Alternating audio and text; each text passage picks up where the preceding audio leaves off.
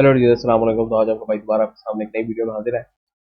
आज हमारे पास 24 तारीख है और हमारे पास 6:15 शाम के बज रहे हैं। हम एनालिसिस करने वाले हैं जीएल पे। काफ़ी लोग काफ़ी अच्छे से मुझे कह रहे हैं कि एनालिसिस करें जीएल पे, गंदारा ऑटोमोबाइल लिमिटेड पे। अब गंदारा ऑटोमोबाइल मोबाइल लिमिटेड जो है हमारे पास, हमें पता है कि जो है ऑटोमोबाइल्स की कंपनी है जो मुख्तलिफ कंपनीज के साथ इसने डीलिंग की हुई है, जिस तरह ये चेरी है, जैक मोटर्स है, डोंगफेंग है, जिनके हमने अभी तक नाम भी नहीं सुने। ठीक है, उनके साथ ये काम कर रहे हैं। ठीक है, गंदारा ऑटोमोबाइल इंडस्ट्रीज जो भी हैं उनकी हम देख सकते हैं कि करंट प्राइस हमारे पास चल रही है ₹263, तकरीबन ₹264। 1 ईयर चेंज हम देखें तो हमें बहुत एक्सेप्शनल लग रहा है। 1 ईयर चेंज, मंथ चेंज देखें तो हमें 300% का गेन मिल रहा है। इसका मतलब आपकी 3 गुना हो गई होती इन्वेस्टमेंट, एक साल में आपकी 5 गुना इन्वेस्टमेंट हो गई होती। लेकिन अगर हम देखें तो हमें 2019 से 2020 तक एक इंक्रीज देखने को मिल रहा है सेल्स में। लेकिन क्या वजह है कि उनकी जो ग्रॉस प्रॉफिट मार्जिन है वो हमारे पास डिक्रीज हो रहा है? इसकी वजह हमें अभी तक समझ नहीं आई। दूसरी चीज़ ये है कि इसका फिजिकली अगर अगर हम देखें तो हम देख सकते हैं जून में है, और इसकी प्राइस अगर हम देखें तो जून अगर हम यहाँ पे देखें कि 2022 में इसने 5.36 बिलियन की सेल्स की। मतलब कि 2022 में जून में ये हमारे पास आया आया था डाटा। ठीक है, 2022 में जून में तब इसकी प्राइस थी ₹68। ठीक है, 2023 में जून में इसने सेल्स अपनी डबल की। 2023 में जून में इसकी सेल्स डबल हुई। ठीक है, तो जून में हमारे पास भी ये प्राइस ₹35, ₹36 इतना बिक रहा था।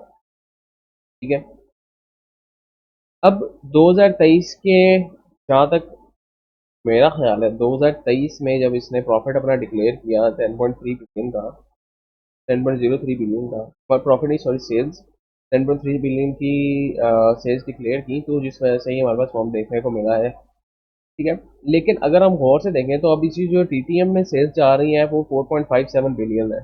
इसका मतलब ये है फिजिकल ईयर कंप्लीट होने में इसकी फिजिकल ईयर की भी रिपोर्ट एक रहती है।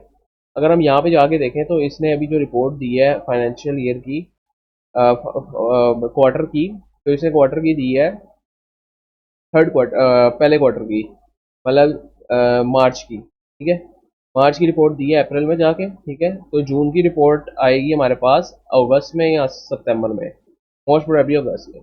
अगर हम यहाँ पर जाके देखें कि इसके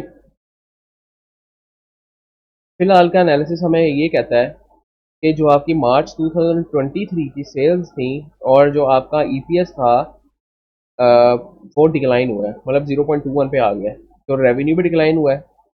अगर हम 9 मंथ्स का देखें तो उसमें भी हमें इवन लॉस में दिख रहा है 2.87 का गंदारा मोटर्स। ठीक है, कंसोलिडेटेड में भी हमारे पास इसी तरह का कोई सीन है। ठीक है, 1.31 की पीएस, 2.84 की पीएस, जो कि आधी से भी कम हो गई है। ठीक है, तो ईपीएस में तो हमें डिक्लाइन दिख रहा है, और छोटा मोटा डिक्लाइन नहीं, बहुत ज़्यादा डिक्लाइन।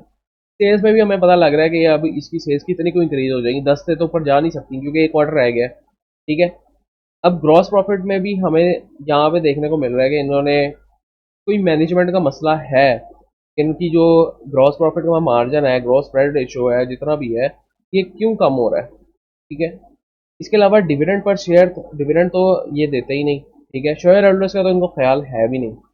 ठीक है, अगर आप इसकी डिविडेंड हिस्ट्री देखें तो माशाल्लाह माशाल्लाह, ये कंपनी कब से लिस्टेड है? ये कंपनी हमारे पास जनाब लिस्टेड है, अगर हम यहाँ पे चार्ट्स में ही देख लें, 2006 से। तो 2006 में इसने जो है 2006 में, उसके बाद इसने 2015 में और 2018 में, इसने 17 में डिविडेंड दिए थे।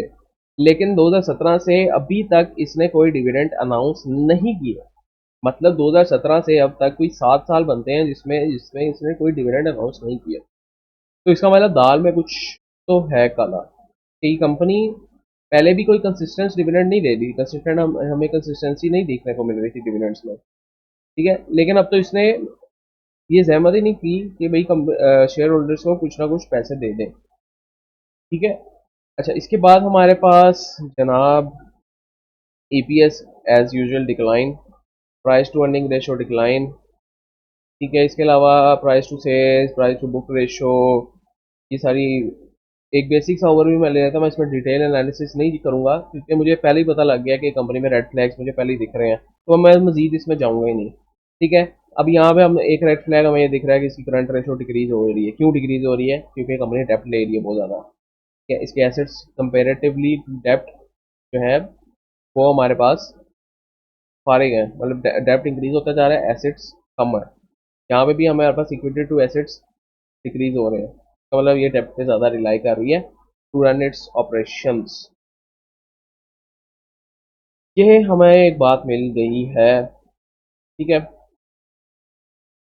देखने के लिए। बट क्या वजह है कि कंपनी इतना, क्यों ये इतनी ऊपर जा रही है? अच्छा, अगर हम गौर से देखें ना तो हमें जुलाई अगस्त, यहाँ पे हमें जुलाई और ये हमारे पास अगस्त का डाटा है। ठीक है, ये मंथली चार्ट है। ठीक है, जुलाई और अगस्त में हम देखें तो इसने कोई इतनी अनाउंसमेंट्स भी नहीं की जिसकी वजह से हमारे पास अ, कोई, एक मिनट ये अनाउंसमेंट देख लेते हैं इन्होंने क्या किया। ये शो नहीं हो रही। हाँ, ये देखें, ये एक रेड फ्लैग हमें एक और दिख गया है जनाब के 2024 में अगस्त में 15 अगस्त को 1 लाख शेयर, 1 लाख नहीं, 10 लाख है, 10 लाख ही है।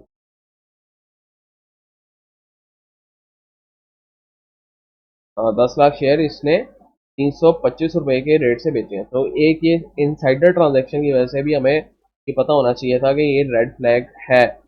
ठीक है, और ये हमें पता है, इसलिए हमें भी चाहिए कि हम को अब गौर से देखें कि ये जो सब्सटेंशियल शेयर होल्डर है जिसको वीबो जी सर्विसेज प्राइवेट लिमिटेड है, उन्होंने 1 लाख शेयर इसके होल्ड किए हुए थे, वो क्यों बेचे इन्होंने? कुछ दाल में काला है। ठीक है, फ्री फ्लोट देखें हम, 35% का फ्री फ्लोट है। ठीक है, अगस्त में इन्होंने शेयर्स बेचे हैं। ठीक है, तो हो सकता है कि ये जो अगस्त की ये जो मूव आई है इतनी बड़ी, ये इसी वजह से आई हो कि लोगों को पता लगे कि इतने बड़े शेयर होल्डर ने अपने शेयर्स बेचे हैं, तो कुछ तो कंपनी में काला है।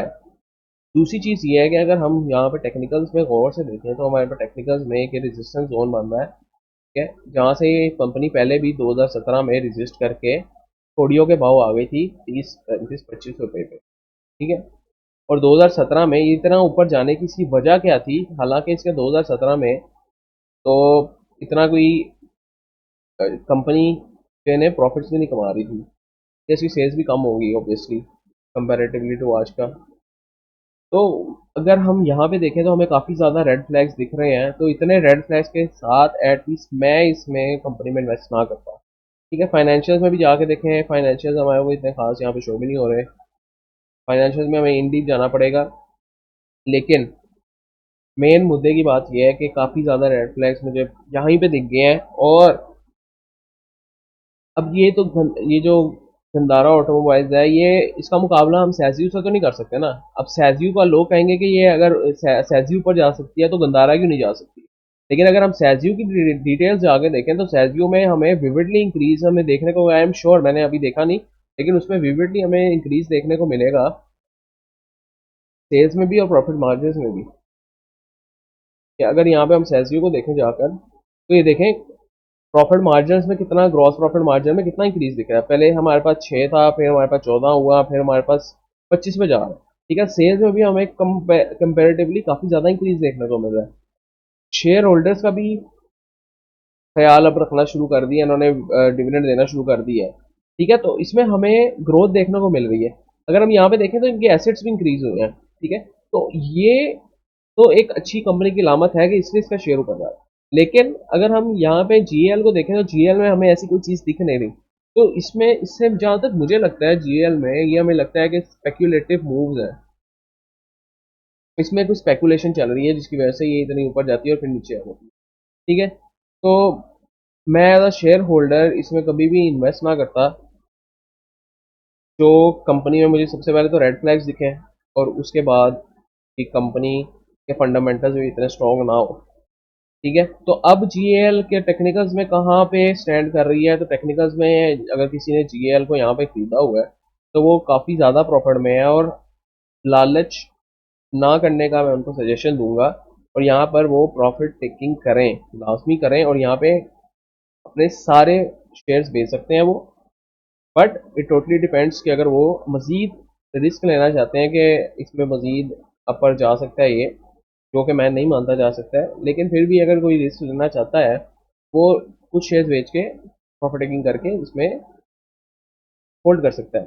लेकिन एज अ वैल्यू इन्वेस्टर मैं कभी भी शेयर में इन्वेस्ट नहीं करूँगा, ठीक है। तो ये थी मेरी एनालिसिस, और मुझे लगता है कि एक सोफिस्टिकेटेड एनालिसिस था। और अगर आप लोगों को पसंद आया है तो must like share subscribe, also mention your scripts जिस पे आप एनालिसिस चाहते हैं। तो I don't want to invest in this company. तो मुझे कुछ 5 मिनट के एनालिसिस से ही पता लग गया कि ये कंपनी मेरे लिए बेहतर नहीं है। तो अगर आप लोग भी चाहते हैं आप तो आप लोग भी इसी तरह का एनालिसिस कर सकते हैं, ठीक है। तो नेक्स्ट टाइम के लिए भाई को इजाज़त दीजिए। अगर आपको पसंद आई है वीडियो तो मस्त शेयर लाइक सब्सक्राइब। हमारा एम ये है कि पाकिस्तान में फाइनेंशियली लोगों को एजुकेट करना, और उसके लिए हम इंशाल्लाह काफ़ी मेहनत करेंगे। नेक्स्ट टाइम के लिए भाई को इजाज़त दीजिए। आपकी सपोर्ट की ज़रूरत है। Like share subscribe. अल्लाह हाफ़िज़।